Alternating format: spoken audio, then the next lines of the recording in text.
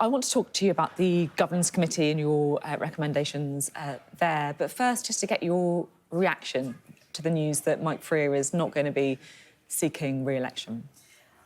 It's depressing, it's shocking, but it's unsurprising. If you face the sort of threats that he's faced, you can understand why he puts his family first and thinks again about career in politics. But let me just say this, that actually all of us as elected politicians, we have to be accountable.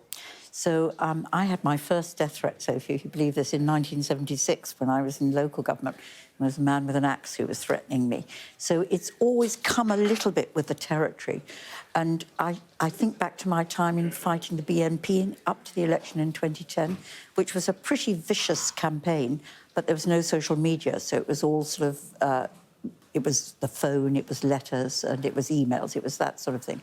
And it was easier to control. It's social media that has made it so immediate, so horrific. I have to say, you know, when I listen to you, because look, you're a pretty strong woman, right? You know, you kind of talk about the guy with the axe or, you know, the death threats, but it is quite depressing. You'll talk to any MP and they will speak about getting death threats, getting people harassing them, talking about their family. Yeah. And of course, we have seen the reality of what this can mean. Mike Freer targeted by the man who stabbed the MP, Sir David Amess, to death. I mean, we all remember the killing of Joe Cox, the stabbing of Stephen Timms. Is it getting more dangerous, do you think, to become an MP? Goodness knows, I find that really hard to answer. I mean, I was on the list when Stephen Timms got stabbed. There were 3 of us in East London that were on the list of that particular... it was a woman in that case who was doing it. So we've all had those... And I did get a lot of death threats, particularly when I was fighting anti-Semitism in the Labour Party. That was probably at its worst. And I got a death threat today as well on social media. So today. So it happens all the time. Is it getting worse? I just think it's social media. I think the thing I would tackle is anonymity. Whether that would have helped Mike Freer, I don't know. But why should people be able to post this horrible, abusive stuff on social media and remain anonymous? You see someone like, you know, Mike Freer. Are you worried it is going to put people off becoming an MP? Who would want to be an MP? Well, all I can tell you is I'm getting to the stage at the point in my life where I'm giving it up. But I've had the most fantastic career. I've had the most amazing opportunities. I wanted to make the world a better place, and in my tiny little way, I hope I've contributed to doing that. So it is still an amazing opportunity and privileged opportunity, and I hope people see that. But we've got to make it safer and easier. Is it frightening? I think I've got really hardened to it. I mean, since the Israel-Gaza conflict, there's been another spike. I now have to have plainclothes officers with me when I'm in the constituency, and that's horrible. I absolutely hate it. You have plainclothes officers with you for security in your constituency? Yeah. So when you, like, go down the high street, go to local places... Well, it's really when it's at the event. I'm determined not to cut myself off from my constituents. So if I'm doing a street meeting or I'm doing a meeting about a particular issue, I mean, last week I was around a closure of a library, so we had a public meeting around that. I do coffee afternoons, all those where, you know, you open yourself to access from your constituents. I'm not going to stop that. And if that means I have to have greater security, that's the price I have to pay. I don't like it. I wish I didn't have to have it.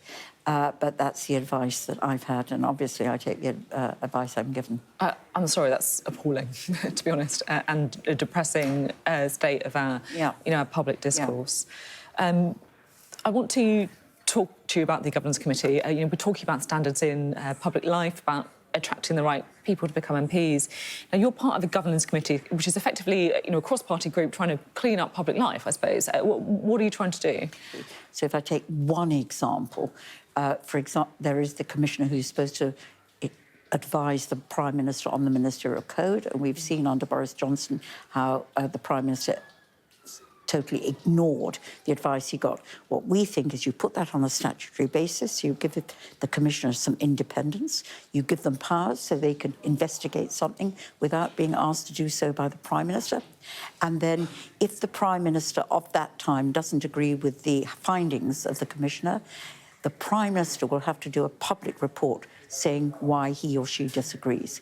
And that just strengthens it, and I think will... and the other thing we've said is ministers should take an oath to stand by what are known as the Nolan principles, which are the ethical principles that we all sign up to as politicians, but they take an oath when they take office. Those are very simple things. They don't cost a lot of money, but they would help us clean up politics, and we do the same about looking at who's admitted into the House of Lords, all those sort of things. That was one that caught my eye, I have to say. One of the recommendations is effectively telling PMs they can't just dish out honours to who they want. We've seen some pretty controversial honours lists, I think it's fair to say, more recently. Rishi Sunak and Keir Starmer aren't going to go for that, are they? That's one of the perks of the job, isn't it? I think they will, because they can still... let's take the honours first. First of all, the honours is a great system because it's people who've contributed to society. It's a really great thing. You know, you get an honour and you go to the palace and you get that. That's a brilliant thing. We want to conserve that. That is a way of recognising public service in the community. There has been abuse by Prime Minister's list. All we're saying is that if the Prime Minister wishes to propose people, proposal goes through an independent system, uninfluenced by him. And if there are good grounds for giving that person honour, they get it. And I think that's fine. Why should the Prime Minister not have that system of verification? And again, it builds trust back into a system, and that helps build trust back into politics. OK, thank you very much.